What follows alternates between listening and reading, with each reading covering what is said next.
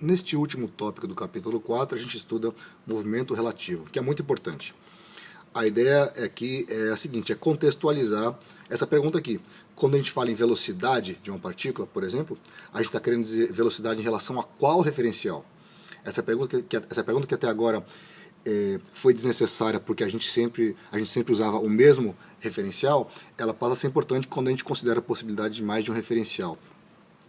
Então vamos considerar primeiro um exemplo unidimensional bem simples, em que você tem o chão e você tem um carro 1, que eu vou chamar pelo nome estranho, em princípio, de O', viajando a uma certa velocidade de 80 km por hora em linha reta. Ora, essa anotação aqui está dizendo que essa é a velocidade desse carro 1, a velocidade de O', em relação ao chão, que eu estou chamando de referencial O. Considere agora que existe um carro 2, chamado P, viajando com velocidade de 90 km por hora. Novamente, 90 km por hora é a velocidade do carro 2 em relação ao chão, ou seja, em relação ao referencial O, que é o chão.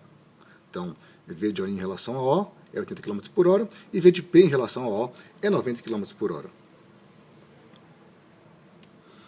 Então aí estou especificando que o primeiro índice aqui denota de quem é a velocidade, e o segundo índice é em relação a quem é a velocidade. Em ambos os casos, os carros medem a velocidade em relação ao chão, é o que os velocímetros dos carros fazem.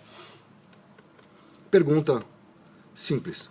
A velocidade de P em relação a O', ou seja, a velocidade relativa desse em relação a esse, quanto é? Ou seja, a velocidade de P em relação a O', usando a anotação aqui dos índices aqui de baixo, né? Ora, a velocidade de P em relação a O' é a velocidade de P em relação a O, menos a velocidade de O' em relação a O, ou seja, 90 km por hora menos 80 km por hora, dá 10 km por hora. É uma conta relativamente simples e relativamente intuitiva, imagino. Se você se aproveitar dessa intuição, é fácil generalizar para 2 ou 3 dimensões. Nesse caso, a gente imagina que nós temos dois sistemas de coordenadas O, o outro é o O', com eixo x' e y', e um ponto P aqui cuja posição nós queremos descrever. Então, RPO será o vetor posição de P em relação a O, RPO' é o vetor posição de P em relação a O', e para conectar essas duas coisas, a gente precisa saber qual é o vetor posição de O' em relação a O. Então, a notação genérica é essa aqui. RAB é o vetor posição de A em relação a B. Novamente, o primeiro índice é de quem é a posição e o segundo índice é em relação a quem é aquela posição. Ora, olhando para esses 3 triângulos, a gente identifica imediatamente uma soma de vetores. Então, o vetor preto, RPO, é igual ao RPO' mais RO'. Isso é visto lá no capítulo de vetores ou em qualquer curso de geometria analítica. Você pode agora então derivar essa expressão em relação ao tempo nos dois lados da equação para obter DDT de RPO é DDT de RPO' mais DDT de RO'.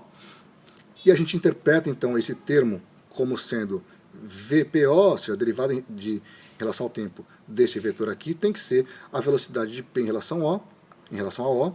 Isso aqui é a velocidade de P em relação a O', e esse termo corresponde à velocidade de O' em relação a O. E novamente essa aqui é a notação que estamos usando. Daqui eu posso usar essa equação para escrever o termo azul, por exemplo, VPO' é VP em relação a O menos VO' em relação a O, que é chamada transformação de Galileu, e é exatamente o que nós tínhamos obtido no slide anterior em uma dimensão, agora aqui obtemos para 2 ou 3 dimensões. Essa transformação de Galileu. Bom, com essa expressão à mão, nós podemos novamente tomar uma derivada.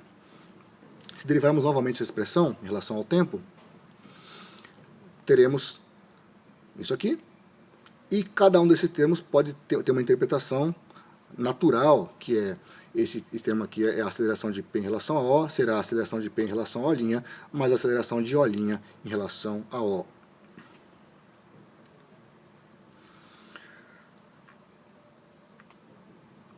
No entanto, isso pode ser um problema conceitual. Se a aceleração da partícula P pode diferir nos referenciais O e O', como podemos estudar as leis da dinâmica? O que eu quero dizer é o seguinte, considere a partícula P.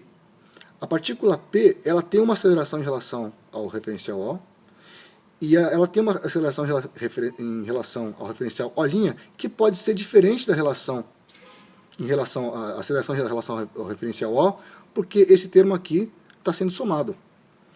Ou seja, embora a gente vá ver isso daqui a pouquinho, todo mundo se lembra do ensino médio que a segunda lei de Newton é essa aqui, F igual a ma, não é isso? Mas quando a gente escreve F igual a ma, a pergunta é qual A? Este A aqui, da partícula P, ou este A da partícula P em relação a um outro referencial? Qual é o A que conta? É esse ou é esse? Eles são diferentes por causa desse termo aqui, não é isso?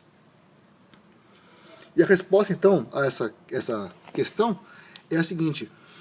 Se a velocidade relativa entre os referenciais for constante, ou seja, se V, esse cara aqui for um cara constante, então essa aceleração aqui, que é a derivada desse aqui, se isso aqui for constante, a derivada é zero.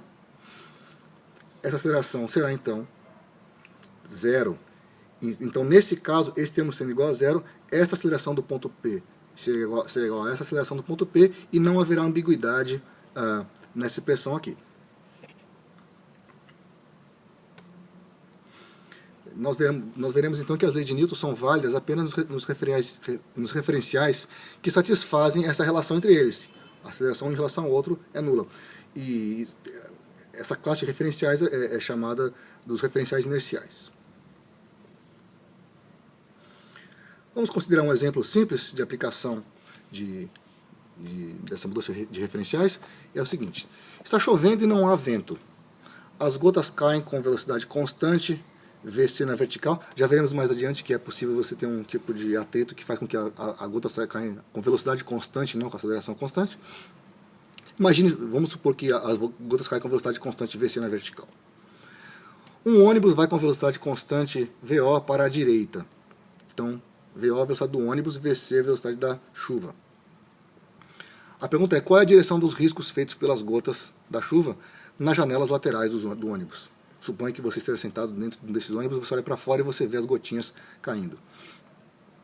Então, vamos desenhar aqui a chuva está caindo com velocidade VC. Quem é o vetor velocidade VC? Ora, se está na vertical e é para baixo, então a gente escreve VC igual a menos VCJ, onde J é um vetor para cima, né? Unitário para cima.